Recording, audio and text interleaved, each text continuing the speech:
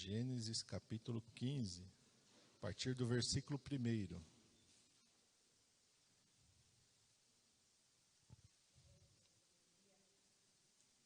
Vamos ler até o versículo 6. Amém? Gênesis 15, 1 até o 6. Todos acharam? Amém?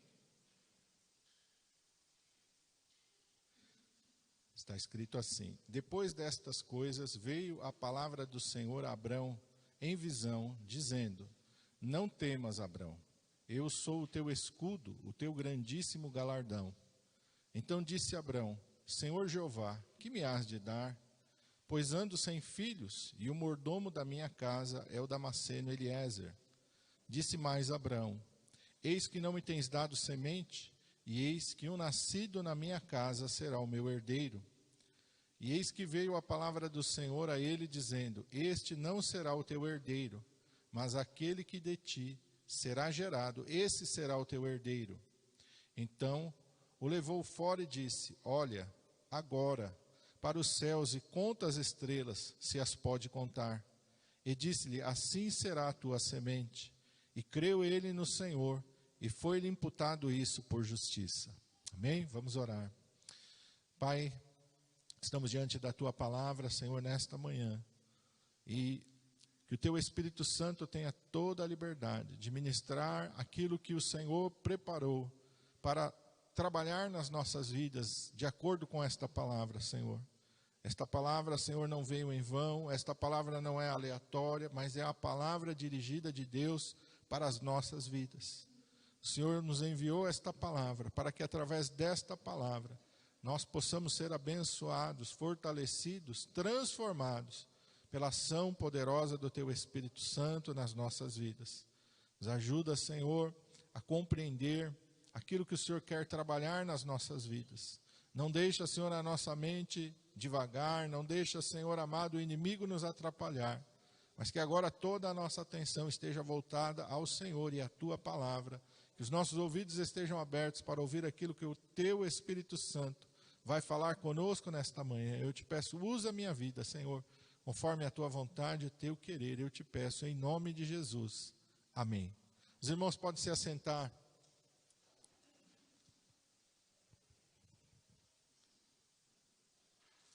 Abraão tinha acabado de sair de uma guerra para resgatar a Ló. A palavra de Deus diz que Abraão e Ló se separaram. Ló foi para Sodoma e Gomorra, Abraão foi para outra direção. E lá em Sodoma e Gomorra, Ló veio a ser capturado por reis que vieram, inimigos dos reis de Sodoma e Gomorra e de outros reinos. Abraão então ajunta os seus criados, ajunta ali mais alguns amigos confederados, vai, derrota os reis inimigos, traz de volta a Ló, a sua casa, tudo que eles têm. Ele se encontra com Melquisedeque, no texto que nós lemos aqui sobre a oferta. Melquisedeque abençoa ele recebe ali uma tipificação da Santa Ceia, porque Melquisedeque vai até ele com pão e vinho. Melquisedeque é uma pré-figura de Cristo, recebe de Abraão os dízimos e abençoa. E depois de todo esse episódio, depois destas coisas, Deus vem e fala com Abraão. E por que Deus vai falar com Abraão? Porque nós vamos ver aqui que Abraão está pensando em algumas coisas, Abraão está meditando em algumas coisas que estão acontecendo na vida dele. E Abraão está preocupado com coisas, meus irmãos, que materialmente, financeiramente, nós não podemos adquirir. Você vê que a preocupação de Abraão não é com coisas financeiras ou materiais. Versículo 2, ele diz: Senhor Jeová, que me hás de dar? Pois eu ando sem filhos, e o mordomo da minha casa é o Damasceno Eliezer. Abraão não está preocupado com dinheiro, não está preocupado com propriedade. O Senhor me tirou de lá, o Senhor disse que ia me dar uma terra, eu estou aqui, só que aqui eu sou peregrino, eu ando para lá e para cá, eu não tenho nenhuma escritura no meu nome, eu não tenho nenhum lugar para chamar de meu, eu estou morando em tendas, eu saí de uma cidade, eu saí de uma, vamos dizer assim, de uma civilização e estou aqui no meio do mato. Ele poderia estar questionando a Deus por várias coisas, mas Abraão está preocupado com coisas que o dinheiro não pode comprar. E o Senhor quer ministrar o teu coração. Você está preocupado com o quê, irmão? O que te preocupa todo dia? O que aflige a tua alma todo dia? O que está tirando a tua paz, a tua alegria, o teu sossego? O que quando você vai deitar de noite ali, a tua mente fica ali, ó, maquinando, pensando, e as preocupações vêm, e o sono vai embora, e você começa a ficar aflito, e você começa a ficar irritado. Com o que você está preocupado, irmão? Será que a tua preocupação são sobre coisas materiais ou são sobre coisas espirituais? Porque embora Abraão tivesse querendo uma descendência, ele está preocupado com coisas espirituais. Que a descendência é a continuação da promessa de Deus sobre a vida dele. O que está te preocupando? Você está correndo atrás do quê? E Jesus nos ensinou a não andarmos ansiosos por coisa alguma. E ele fala coisas materiais. Não vamos nos preocupar com a comida, não vamos nos preocupar com a vestimenta, não vamos nos preocupar com as coisas materiais. Porque ele diz, Deus sabe que você precisa vestir, Deus sabe que você precisa comer, Deus sabe que você precisa ter um teto sobre a sua cabeça, Deus sabe que você precisa ter uma renda, Deus sabe das tuas necessidades. Não é para você andar preocupado com isso. A Bíblia nos ensina isso. Mas ao contrário do que a Bíblia ensina, a maioria de nós vive aflito por causa dessas coisas. E essas coisas acabam se tornando o centro da nossa vida. Se a gente busca a Deus por coisas materiais. Se a gente serve a Deus na expectativa de receber coisas materiais. O Senhor está dizendo, não, está errado. Está errado. Teu foco está errado. O objetivo da tua vida está errado. Você tem que focar naquilo que o dinheiro não pode comprar. Você tem que focar naquilo que é eterno. Você tem que focar naquilo, meu irmão amado, que vai além dessa existência terrena. Porque essa vida passa rapidamente. Essa vida vai passar de uma maneira tão rápida que você vai olhar, daqui a pouco teus filhos estão pequenininhos, daqui a pouco cresceram, se tornaram adultos, daqui a pouco vão casar, daqui a pouco vão ter a vida deles. E você está preocupado com o quê? Se você não tem o controle, Jesus disse, nós não temos controle sobre essas coisas. O controle dessas coisas está nas mãos do Senhor. Abraão está numa aflição tão grande, e Abraão, ele começa a questionar até a fidelidade de Deus. Disse Abraão, versículo 3, eis que não me tens dado semente, e eis que o nascido na minha casa será o meu herdeiro. Não se preocupe com a fidelidade de Deus. Deus é fiel. A Bíblia diz ainda que nós sejamos infiéis, Ele permanece fiel. Não pode negar a si mesmo. Abraão está vendo o tempo passar, os anos se passarem, e quando Deus chama ele lá no capítulo 12, Deus diz, olha, eu vou abençoar você e a sua semente, eu vou te dar uma semente. E aqui ele está dizendo, olha, o Senhor não me deu semente. Estou ficando velho. Ele saiu lá com 75 anos, alguns anos se passaram, talvez aqui ele tenha, sei lá, talvez 80. E ele está dizendo, olha, os anos estão se passando, e o Senhor não me deu semente. Cadê a minha semente? Daqui a pouco eu vou morrer, e quem vai herdar a minha coisa vai ser o meu criado. O principal criado meu vai ficar com tudo que eu tenho. Ele começa ali a se preocupar com isso. E a Bíblia nos mostra que Abraão vence uma batalha externa, e agora a batalha está dentro dele. A batalha está dentro do coração de Abraão. E nós passamos por isso. Nós passamos por lutas internas e externas, lutas lá fora e lutas aqui dentro. Às vezes é uma coisa na vida financeira, às vezes é uma coisa na saúde, às vezes é uma coisa no trabalho. Mas existem lutas aqui dentro que são internas e que são difíceis, tão difíceis quanto as lutas externas. Porque se a gente perde a nossa fé, irmão, a gente perde tudo. Se a gente perde a nossa comunhão com Deus, a gente perde tudo. E Abraão está aqui questionando a Deus. E a resposta de Deus, lá no começo, Deus se antecipa a tudo isso, no versículo 1.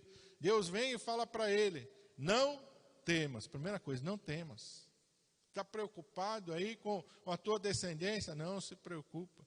Quem sabe Abraão tivesse preocupado com a vingança dos reis que ele tinha acabado de derrotar, daqui a pouco eles se ajuntam de novo, vem e vai vir outro exército aqui, vão me perseguir. Quem sabe ele estava preocupado com isso. Deus vem para ele e diz, não temas. Não temas. Meu irmão, você está temendo? Qual é o medo que te aflige? Porque o medo, se a gente deixar, ele começa a controlar a nossa vida. O medo vai controlar nossas atitudes, o medo vai controlar a nossa maneira de viver, o medo controla até a nossa fé. Ele vai tomando conta de tudo se a gente deixar. E o medo é uma arma do diabo. O diabo usa o medo para querer nos afastar da presença do Senhor, através de pressão que ele vai colocando, você começa a ficar com medo. Meu Deus, e agora? O que vai ser? O que vai ser do meu futuro? Agora, eu não posso servir a Deus, porque eu estou preocupado com o meu futuro. Eu não posso fazer aquilo, porque o que vai ser de mim amanhã? O medo, se você deixar, ele vai começar a controlar a tua vida, e você vai se afastar da presença de Deus. E existem mais de 360 vezes na Bíblia escrito, não temas. É para a gente não ter dúvida nenhuma. Não temas, Deus está dizendo, não temas. E por que a gente não deve ter medo? Porque a gente é melhor do que os outros, porque a gente é mais corajoso que os outros? Não.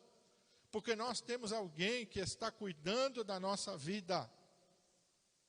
A gente tem alguém que está cuidando de nós. E Deus diz para ele, eu sou o teu escudo. Deus está falando para Abraão, Abraão, antes de alguém chegar em você, tem que passar por mim. Antes de alguém te atingir, tem que passar por mim. Eu sou o teu escudo. O escudo vai na frente. O soldado não usa o escudo atrás, ele usa na frente. Quando vem um ataque, ele vai usar para se defender. Deus está dizendo, eu sou o teu escudo. Quando vem um ataque sobre a tua vida, eu me coloco na frente. Eu sou o que te protejo, eu sou o que te guardo, eu sou o teu escudo. Deus é o nosso escudo, nosso refúgio, a nossa fortaleza, diz o salmista. O anjo do Senhor acampa-se ao redor daqueles que o temem e os livra. Por que ao redor? Porque ele é o nosso escudo, porque ele está na frente, para que o inimigo não tenha livre acesso na nossa vida. Deus está dizendo, eu sou o teu escudo. E Deus diz algo tão maravilhoso, eu sou o teu grandíssimo galardão. Às vezes a gente está na expectativa de receber bênçãos, a gente vive na expectativa de alcançar promessas, mas Deus está dizendo, a maior recompensa sou eu. A maior recompensa sou eu. Você está sonhando com o quê? Você está sonhando em andar num carrão zero, você está sonhando em morar numa casona bonita, você está sonhando em fazer a viagem dos teus sonhos, você sonha comigo, aleluia. Eu sou o teu escudo, eu sou o teu refúgio, a tua fortaleza, eu sou o teu grandíssimo galardão, eu sou a recompensa da tua vida. Irmão, não tem nada que a gente possa receber mais precioso do que Deus. Tem um hino antigo que fala, quem tem Jesus, tem tudo. Quem não tem Jesus, não tem nada, irmão. O mundo, as pessoas do mundo podem ter todas as coisas materiais. Mas se não tiver Jesus, não tem nada. O mundo passa, a sua concupiscência passa. O mundo vai embora, irmão. As coisas do mundo, elas passam. E as coisas do mundo, elas ficam aqui sobre esta terra. Mas Deus não. Deus não é uma coisa passageira na nossa vida.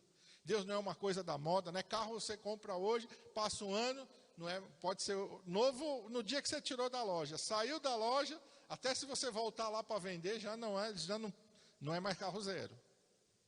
Você pode ter tirado, paguei ele aqui agora, dei uma volta no quarteirão. Se eu voltar lá para vender de novo, você vai ver que o vendedor vai falar, não é mais zero, né? Você já andou com ele. Mas eu dei só uma volta no quarteirão. Então, mas eu não posso mais pagar o valor do carro zero. Ele não é zero. Então, as coisas do mundo são assim, irmão. Você compra uma casa novinha, passa um ano, vai vender ela. Você não pode dizer que a tua casa é novinha, porque você já morou nela. É uma casa semi-nova. Uma roupa que hoje você usa, amanhã pode já não estar na moda mais. Não é assim? A gente não viu o tempo passar? Corte de cabelo, é roupa, é sapato, é música, tudo do mundo passa muito rápido. Mas a Bíblia diz que o Senhor é o mesmo ontem, hoje e será para sempre. O mesmo Deus que agiu na vida de Abraão é o mesmo Deus que está agindo na nossa vida. Não é outro Deus. Não é um Deus pequeno, não é um Deus menor, não é um Deus que envelheceu, não é um Deus que ficou fraco, não é o Deus que ficou gaga, é o mesmo Deus. O mesmo Deus fiel, o mesmo Deus poderoso, o mesmo Deus maravilhoso e grandioso, aleluia, agora está agindo na nossa vida, é o mesmo Deus. Ele é o nosso grandíssimo e poderoso galardão, porque se a gente tem Deus na nossa vida, meu irmão, Jesus ensinou, o reino de Deus e a sua justiça tem que estar em primeiro lugar, porque se ele estiver em primeiro lugar, todas as demais coisas nos serão acrescentadas. Deus vai dar, Deus vai cuidar de tudo, aleluia. Mas se o meu foco não estiver em Deus, se o meu foco estiver nas coisas materiais, eu vou estar errando. Eu vou perder aquilo que Jesus falou que Maria escolheu, a melhor parte. Jesus disse, ela escolheu a melhor parte. E às vezes nós estamos igual Marta, a gente está correndo para lá e para cá, a gente está ansioso, a gente está fadigado, e a gente está irritado, e a gente está lutando, a gente está igual os discípulos, rema, e não sai do lugar. Os discípulos estavam lá, remando, o vento era contrário, as ondas eram contrárias, não saiu do lugar. Só saíram do lugar quando Jesus veio ao encontro deles. Repreendeu o vento, repreendeu o mar, e eles atravessaram e chegaram em bonança do outro lado. Então, se Deus não for a prioridade da tua vida, meu irmão, você vai gastar a tua vida todinha frustrado, como Abraão estava frustrado. Abraão está aqui, está frustrado. O Senhor não me deu a minha semente, o Senhor não me deu a minha descendência. Eu vou lutar para quê, se quem vai herdar é o criado da minha casa? Para quê que o Senhor... E a Bíblia diz que Deus abençoou Abraão, deu muitas coisas materiais para ele. Quando o servo vai buscar uma esposa para Isaac, ele ressalta isso, porque Abraão tinha um padrão quando ele sai, e quando ele vai para lá, Deus abençoa, ele possui muito, muito mais do que ele tinha quando ele saiu de Ur dos Caldeus. Mas você vê que Abraão não está preocupado com nada disso. Porque se você ficar só lutando pelas coisas materiais, o dia que você alcançar, você vai ver que elas não são suficientes. E se você deixar alguma coisa de Deus por causa das coisas materiais, aí que a frustração vai ser maior. Se você enterrar um ministério, se você enterrar um dom, um talento, se você enterrar alguma coisa que Deus tinha na tua vida por causa das coisas materiais, meu irmão, a frustração da tua alma vai ser gigante. Porque as coisas do mundo não substituem as coisas eternas. As coisas do mundo não têm valor nenhum. Por isso a palavra de Deus diz que o profeta Elias, ele andava como? Vestido de pelo de camelo. E ele se alimentava do quê? Gafanhotos e mel silvestre. Elias estava preocupado com casa? Elias estava preocupado com um cavalo, uma carruagem? Estava preocupado com a presença de Deus. Por isso que quando ele termina o ministério dele, Deus manda uma carruagem buscar ele. Então, meu irmão, o que você quer? O que você quer quando chegar ao final da tua vida? Qual é o tipo de encontro que você quer ter com Deus? Os bens materiais vão ter ficado na terra. Não vai ter um real no bolso para apresentar para Deus. Não vai ter cartão de crédito, não vai ter cheque, não vai ter escritura, não vai ter nada. O que nós vamos apresentar para Deus? O que eu fiz para Ele, ou o que eu deixei de fazer para Ele, vai fazer falta naquele dia. Ele vai pedir conta dos talentos que Ele entregou, e todo mundo recebe talento. Não tem ninguém que Deus não dá talento. Fala, você não precisa fazer nada, meu filho, pode ficar tranquilo, você não precisa viver o Evangelho, você não precisa pregar o Evangelho, você não faz nada. Arma uma rede, toma uma aguinha de coco aí e vive a tua vida assim. Não, Deus não fala isso para ninguém. Pelo contrário, trabalhar enquanto é dia, porque a noite vem quando ninguém mais pode trabalhar. A gente tem que apressar e fazer aquilo que Deus quer que a gente faça. Pastor, mas o que Deus quer que eu faça? Primeiro, Ele quer que eu entenda que Ele tem que ser a prioridade da minha vida. Entrega o teu caminho ao Senhor, confia nele, o mais tudo Ele fará. Quem faz é Ele. É Ele que efetua em nós o querer e o efetuar. É Ele que vai fazer, é Ele que vai mover. Foi Ele que foi lá dizer para Pedro, olha, partir de hoje você vai ser pescador de homens. Deixa tudo aí, ó. Vamos embora. Vamos embora. A direção é Ele que dá. Estava a igreja reunida em Antioquia, disse o Espírito Santo: separai-me a Paulo e a Barnabé para a obra que eu tenho chamado. Quem deu a direção? O Espírito Santo de Deus. Por isso a Bíblia diz: entrega o teu caminho ao Senhor. Se o meu caminho ficar na minha mão, eu não vou servir a Deus. Eu tenho plano para hoje, eu tenho plano para amanhã, eu tenho plano para 5 anos, eu tenho plano para 10 anos, eu tenho plano para a minha vida toda. E onde é que está Jesus nos meus planos? Quando eu der, eu vou na igreja. Quando eu der, eu oro. Quando eu der, eu leio a Bíblia. Quando eu der, eu faço. Mas Deus sabe que eu não posso. Porque eu tenho que correr atrás das minhas coisas. E assim nós vamos gastar todos os nossos dias. Mas nós temos que entender, aleluia, que tem um grandíssimo galardão, e esse galardão é eterno. Pode mudar a economia, pode mudar o governo, pode acontecer o que for, eu não perco o meu grandíssimo galardão. Eu não perco aquilo que Deus tem para mim, eu não perco. Pode vir o que for nessa terra, pode vir peste, pode vir terremoto, pode vir o que for, eu não perco aquilo que Deus tem comigo, aleluia. Ele é o meu grandíssimo galardão, Ele é o meu tesouro, Ele é a minha herança. E isso é tão precioso que o apóstolo Paulo, lá em Filipenses, capítulo 3, olha o que Paulo diz. Filipenses capítulo 3.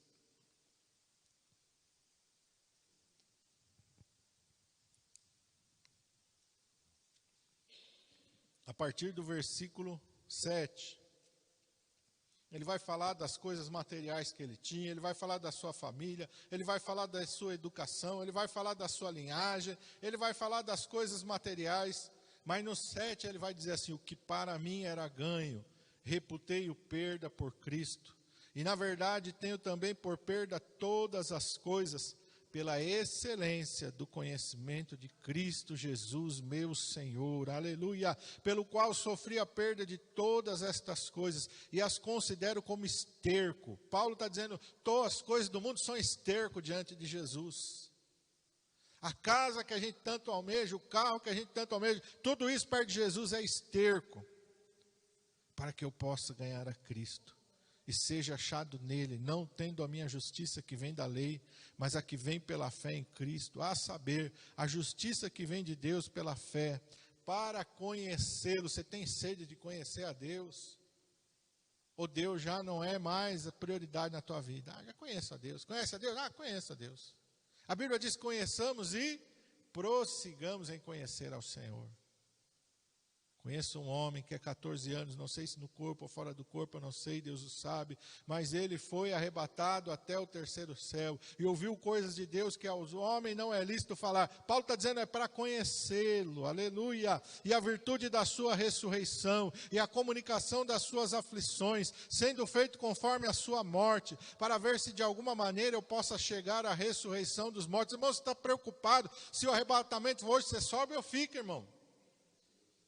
Se você estiver agarrado no mundo, sinto te dizer, você vai ficar no mundo.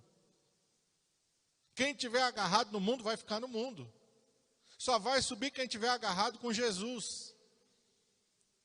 Não que eu já tenha alcançado ou que seja perfeito, mas prossigo para alcançar aquilo para o que fui também preso por Cristo Jesus. Nós, aleluia, somos de Cristo, aleluia, estamos ligados a Ele, estamos unidos a Ele.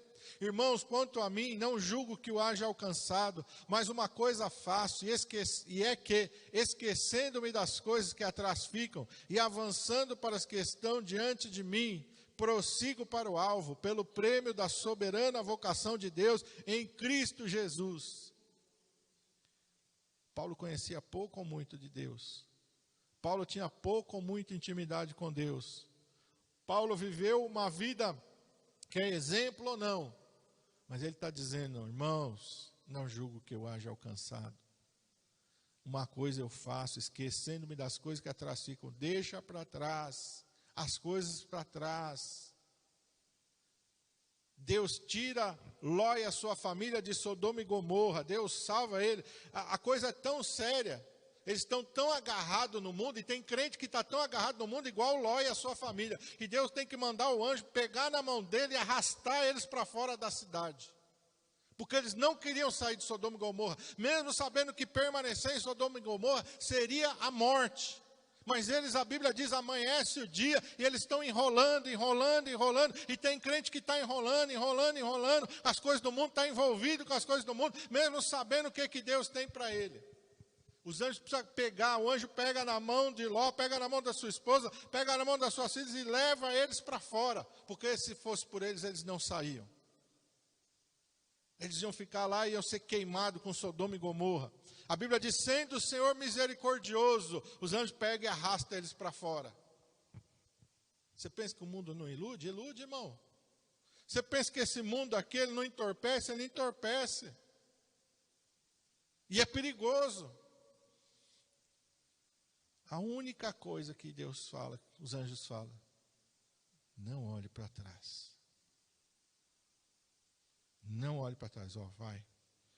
Mas aí Ló fala, mas aquele monte está muito longe, está muito difícil, deixa eu fugir para aquela cidade. Deus diz, eu vou ouvir você, pode ir para aquela cidade. Mas não olha para trás. Você está achando muito difícil ir para onde eu tenho para você? Você quer ir para ali? Não olha para trás. Não olha para trás. E o que fez a mulher de Ló? Olhou para trás. Irmão, nós vamos olhar para trás para quê? Para que nós vamos olhar para trás? Para que nós vamos olhar para o mundo? Para que nós vamos ficar agarrados no mundo, irmão? Seja sincero, irmão. Para que eu vou ficar deixando de viver aquilo que Deus tem para mim, para ficar agarrado no mundo? Esquecendo-me das coisas que ficam para trás e avançando para... Deus tem tanta coisa na tua frente. Deus tem tanta coisa te aguardando. Deus tem tanta coisa para você viver. Deus tem tanta coisa maravilhosa para a gente viver, mas é lá na frente, não é atrás. Não é atrás, é lá na frente. Avançando para aquelas coisas que estão diante de mim, na frente. Prossigo para o alvo pelo prêmio da soberana vocação de Deus em Cristo Jesus. Nada é mais importante do que o chamado de Deus na nossa vida. Nada. Se eu me formar aqui e fizer mestrado, doutorado, pós-doutorado, se o mundo der toda a glória, ganhei um prêmio Nobel, nada disso vale nada na presença de Deus. Do que alguém que disse, sim, Senhor, eu vou para onde o Senhor quer que eu vou. Nada é mais importante do que obedecer à voz de Deus. O rico e Lázaro, um tinha tudo e o outro não tinha nada. Quando eles morreram, fez alguma diferença? A riqueza do rico ajudou de alguma maneira ele?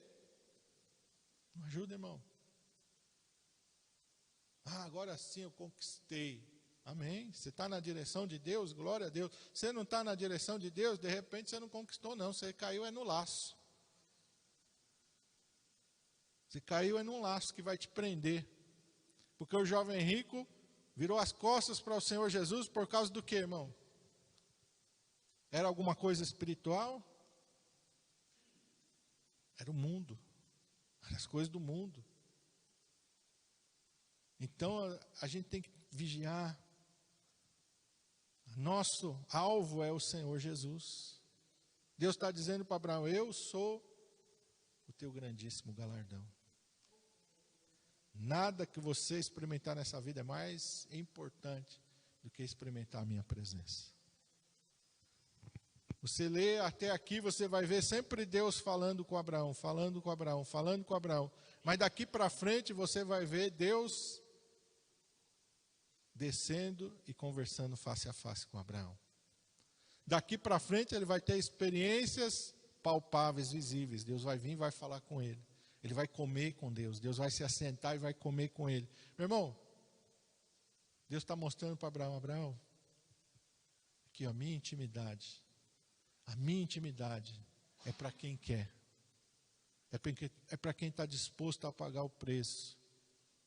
De não olhar para o mundo, de abrir mão. Sai da tua terra, sai da tua parentela, irmão. Mas eu estou aqui, Deus não pediu. Não, sai do mundo, irmão, sai das coisas do mundo.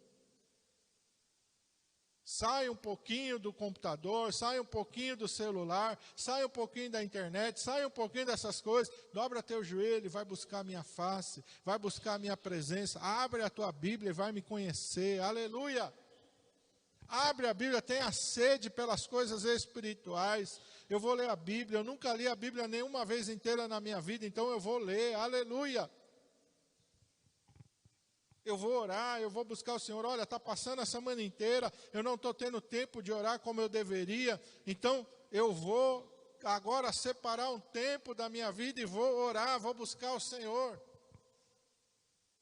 Vai fazer diferença de uma maneira tão maravilhosa na nossa vida. Porque Deus, Ele tem prazer em se revelar a nós. Porque Deus tem prazer quando a gente abre a Bíblia e fala, olha lá está meu servo. Sabe aquele pai babão, que empolga? Não vou dizer que Deus baba, que eu ia estar, meu Deus, blasfemando aqui, mas no sentido de que Deus está lá, meu filho abriu a Bíblia. Que benção. Ó, meu filho dobrou o joelho lá. Vocês acham que Deus não é assim não, irmão? Olha o que Deus fala para Satanás. Viste a meu servo Jó? O que Deus está fazendo? Deus não está igual um pai terreno, se gabando de um filho, não? Viste a meu servo Jó? Não tem ninguém na terra como ele. Não tem, ele é fiel. Olha, ele ora, ele busca a minha presença, ele busca a minha face. Deus está alegre, irmão. Deus está alegre, Deus se alegra, meu irmão. Você vai abrir a sua Bíblia, tenha certeza que você vai estar satisfazendo a Deus. Se você dobrar o teu joelho, tenha certeza que você vai estar satisfazendo a Deus, aleluia. Quanto mais você se dedicar a Deus, mais você vai estar satisfazendo ao Senhor. A Bíblia diz, Enoque andou com quem? Com Deus. E Deus fez o quê? Para si o tomou. Elias viveu lá aos olhos do mundo. Vestes lindas, roupa de marca, usou tênis de marca, não que seja errado, mas não pode ser o foco da nossa vida. Está lá vestido de pelo de camelo, está lá comendo gafanhotos e mel silvestre, não estava num restaurante fino, não estava num lugar badalado, não estava no shopping, estava no deserto. Desagradou ao Senhor. Quando terminou a missão, Deus disse agora, vou mandar um Uber aí te pegar. Vou mandar alguém te buscar. O que nós estamos, irmãos, esperando dessa vida? O que nós estamos planejando? Qual é o foco, qual é o objetivo da nossa existência? Tenho certeza, meu irmão, se você focar no Senhor, você não vai se decepcionar. Pastor, e a minha vida? Deus vai cuidar de cada detalhe da tua vida. Deus cuida dos detalhes da nossa vida. Se o propósito de Deus for te abençoar financeiramente, Ele vai te abençoar muito, de uma maneira que você sozinho não vai conseguir nunca chegar perto daquilo que Ele pode colocar nas tuas mãos. Se o propósito de Deus, meu irmão, é você fazer um ministério, Ele vai usar você para alcançar tantas pessoas que você nem tem ideia. Eu experimentei uma experiência essa semana que eu fui lá orar, o pastor pediu para mim orar. Ele está lá, a mesma coisa que aconteceu o dia que o pastor Valdinei estava aqui, nós fomos ver lá nas credenciais lá de capelania. Aí lá chama o Uber e nada. Falei, meu Deus, o Uber não gosta de passar na Vila Alpina não, viu? Tá doido, não tem Uber disponível. Aí, deu um prazo lá, acho que deu quase 10 minutos. É difícil o Uber demorar 10 minutos, né? Ele estava vencendo o prazo, ele falou, se você não quer pagar um pouquinho mais para vir, para dar prioridade, eu falei, vou pagar, porque está demorando. Paguei. Aí ele aumentou o prazo, em vez dele diminuir o prazo, aumentou o prazo. Falei, pronto, fui enganado pelo Uber. Aumentou o prazo. Estou lá esperando. Falei, paciência, estou lá esperando. Daqui a pouco chegou, entrei. Aí o rapaz, está indo trabalhar? Eu falei, não estou indo trabalhar não, estou indo orar. Ele, o senhor vai orar? Eu falei, vou. Você é o quê? Eu falei, sou pastor. Aí fomos conversando. Eu falei, e você? Já sei, né? Já sei o que Deus preparou. E você? Eu estou afastado. Enrolou um pouquinho. Falei, está afastado por quê, meu irmão? Eu falei, já sei, a culpa sua que o Uber demorou. Aí ele deu risada e falou, como que é? Falei, é culpa sua, eu chamei o Uber aí, não vinha, que Deus queria colocar eu dentro do teu carro. Aí ele falou, e eu estava na 99, você acredita? Aí não estava, falei, hoje eu não vou trabalhar no Uber não, vou trabalhar na 99. Aí ele falou, culpa sua também, pastor, porque não tinha nada, manhã inteira não pintou nada. Quando eu mudei para o Uber, já entrou a sua corrida. Eu falei, não, aí a culpa é sua, porque Deus está querendo falar com você. Você não vai na igreja, Deus tem que fazer isso aí para você ouvir a voz de Deus. Ele falou, é mesmo, né, pastor? Será? Eu falei, não, você está duvidando ainda? Você quer ficar quanto tempo sem trabalhar para ouvir a voz de Deus? Não preciso trabalhar, pastor, estou por uma luta. E aí fui conversando com ele. Como que Deus faz as coisas? Né? Como que Deus faz as coisas de uma maneira assim que... Bom, e quem é que faz? É Deus que faz essas coisas. Não tem acaso, não tem coincidência. É Deus, é propósito de Deus, irmãos. Então a gente tem que se colocar nas mãos de Deus. A gente tem que colocar, eu dando mais um testemunho aqui, o rapaz que eu corto o cabelo e a barba lá, um tempo atrás ele pediu oração pela esposa, eu pedi oração aqui na igreja.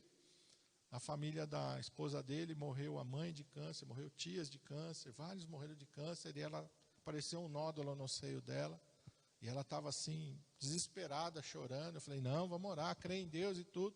Essa semana eu fui lá e falou, pastor, não deu nada, é só uma gordurinha lá. O médico falou para ela, não se preocupe, isso aí é gordura, isso aí não vai te afetar em nada, isso aí não é problema nenhum, olha como Deus é maravilhoso. Falei, irmão, que Deus é fiel.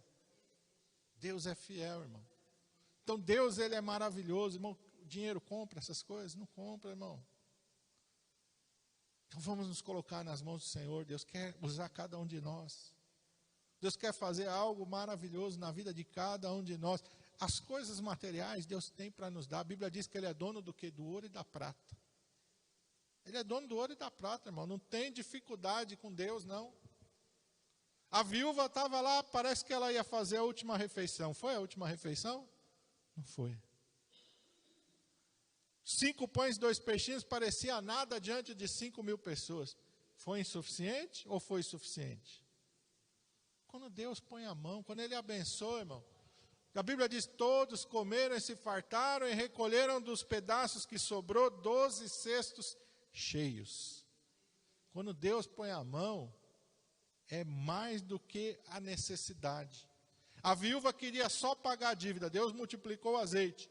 Sobrou para ela e os filhos viver do resto. Vai, vende, paga a tua dívida, tu e os teus filhos vivem do resto. É maior, meu irmão. Quando Deus entra, quando Ele põe a mão, é muito maior do que qualquer coisa desse mundo. Feche os teus olhos.